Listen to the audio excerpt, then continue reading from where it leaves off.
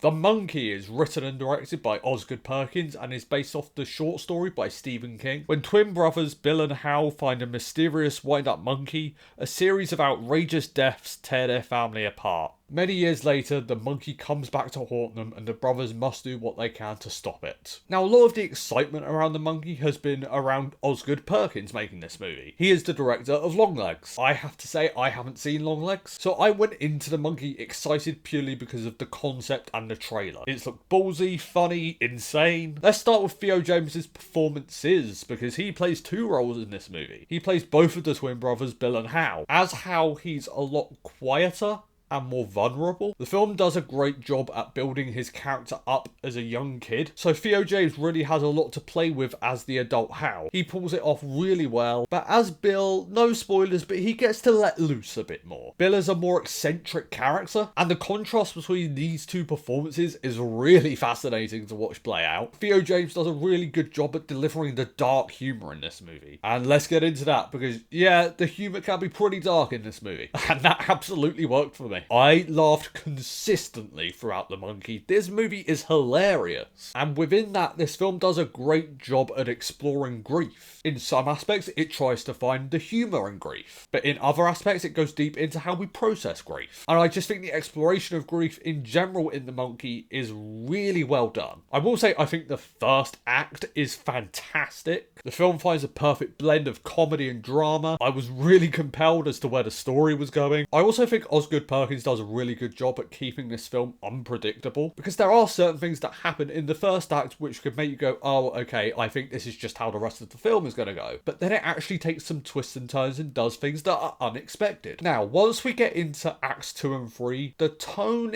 isn't as smooth. The balancing act between comedy and drama can feel jarring. The tonal switches don't always work. That's not to say the rest of the film entirely feels like that, but in general, that's how I feel about the second and third acts. Also, in the second half of this movie, there's a character called Ricky, and I completely understand this character's purpose within the story, but I found him incredibly annoying, and I did not care about his backstory whatsoever, so whenever he was on screen, I was just wishing the film was doing anything but spending time with this character. Finally, there is a father-son relationship introduced at the beginning of the second act. When it started out, it wasn't really working for me, but once the film starts to explore the son character especially a bit more, that's when it started to grow on me. The Monkey is going to be an incredibly divisive film, and it already has proven to be. Some people love it, some people hate it, and I understand both sides. Well, I wouldn't say I loved it. I quite enjoyed The Monkey. It's entertaining, it's funny, but also it takes risks, and I really respect that. I'm going to give The Monkey a B.